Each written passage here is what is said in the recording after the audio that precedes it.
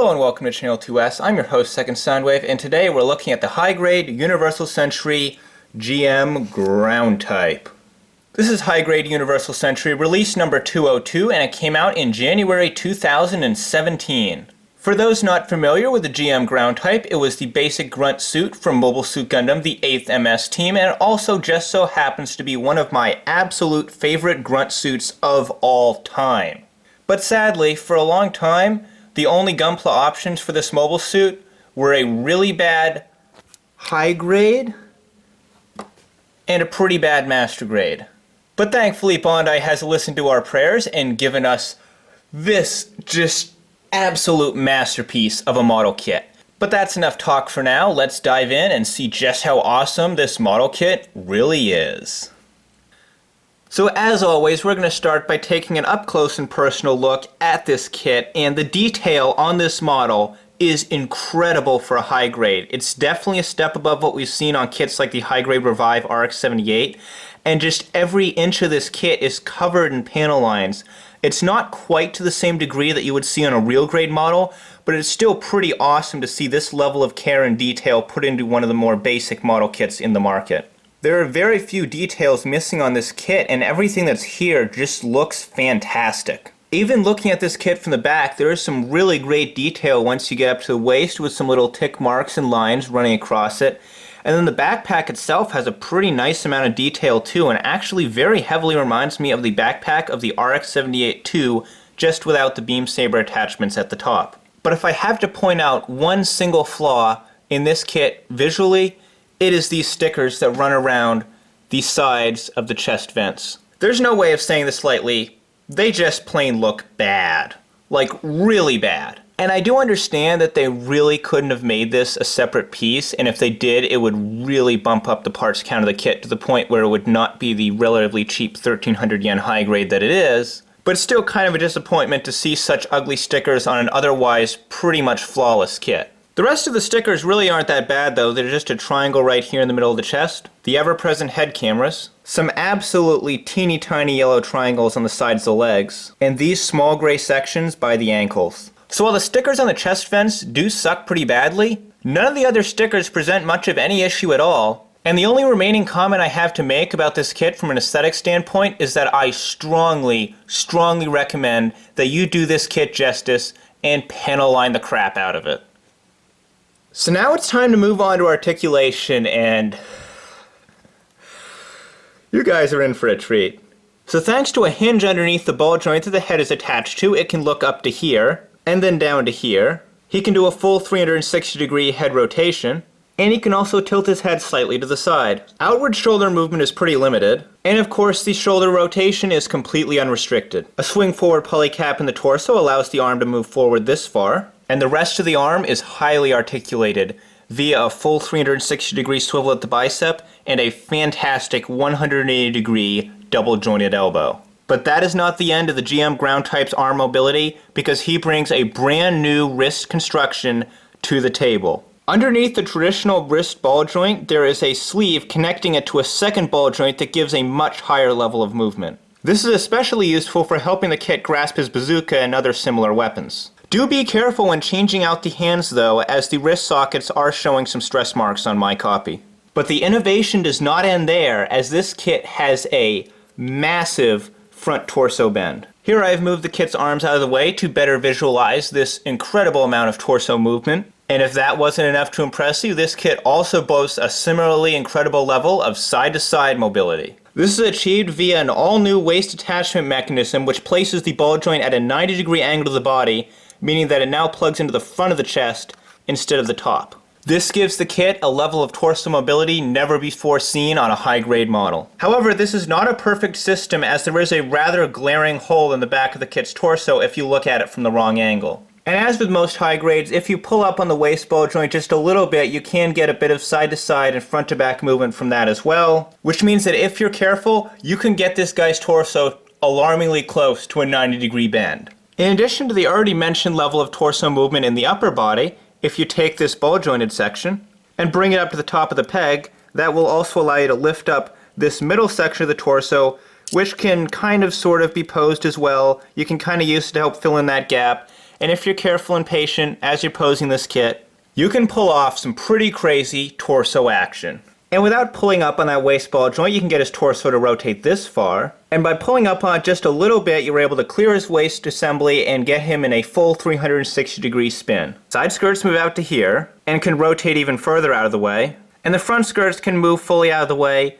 And while they can be separated, I would cautiously advise against it, since there is not a lot holding these in there, and I fear that if you do cut down the middle, you are probably going to loosen these up pretty quick.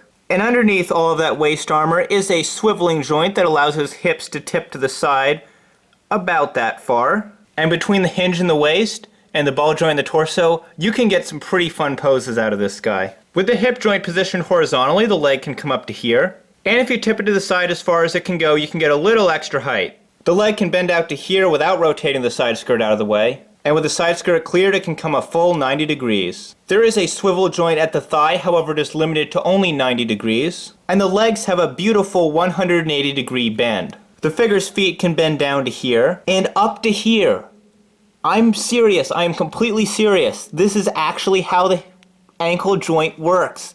There's so much clearance here that you can actually hook the underside of the foot over the front of the leg and get his foot almost parallel with his shin. And then if you need even more forward foot movement, you can bend the toes in the middle of the foot to give him just a little more.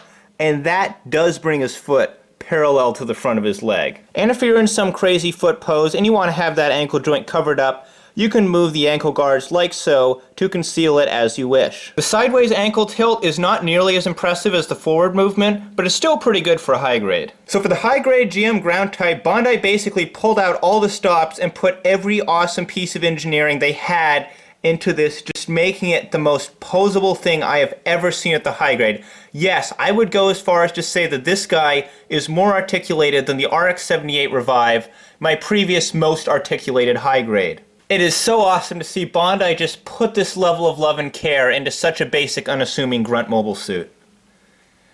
But of course, none of that articulation is any good unless you got some cool accessories to pose your kit with. And the first of these weapons is the 100mm machine gun. This weapon is very detailed top to bottom, with all sorts of little lines and details, and they even sculpted the ammo pack as a separate piece, which is not only white, but also completely detachable. And those extra ammo packs you see on the side skirts?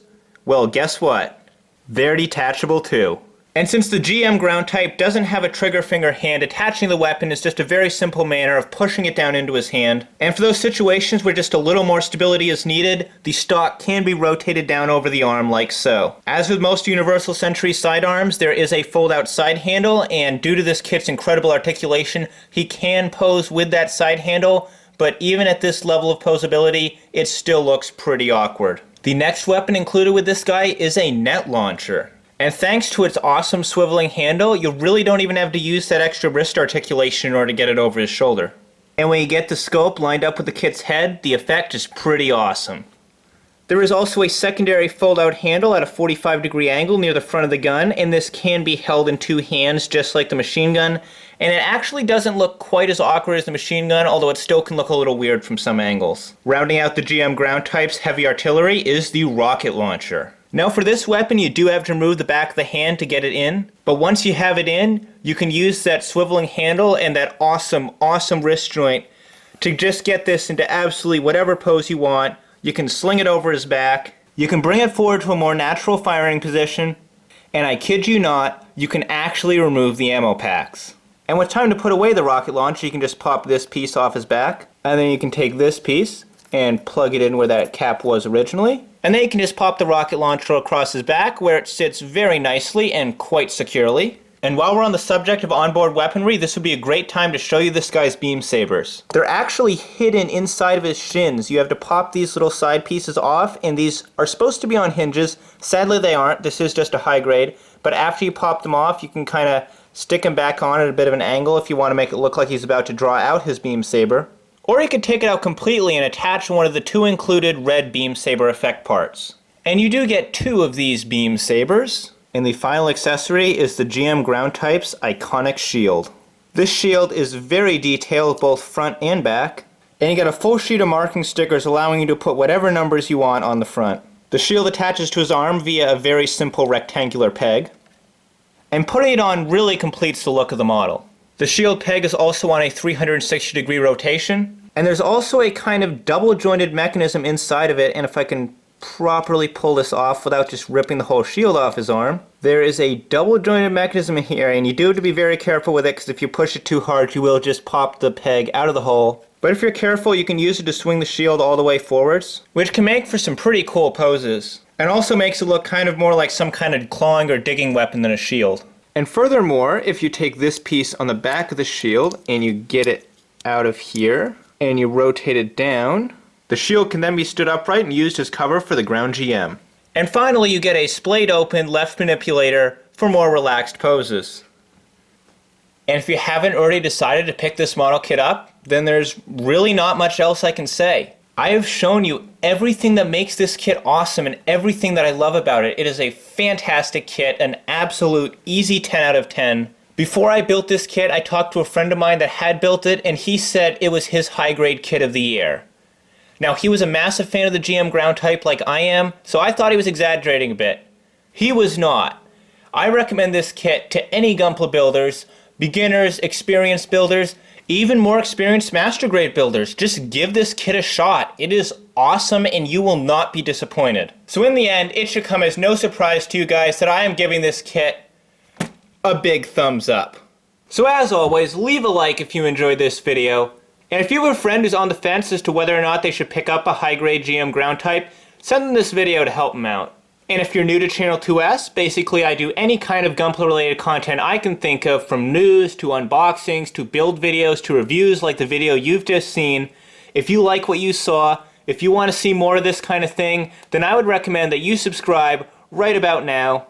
And as always, I'm your host, Second Soundwave, and I'll see you next time.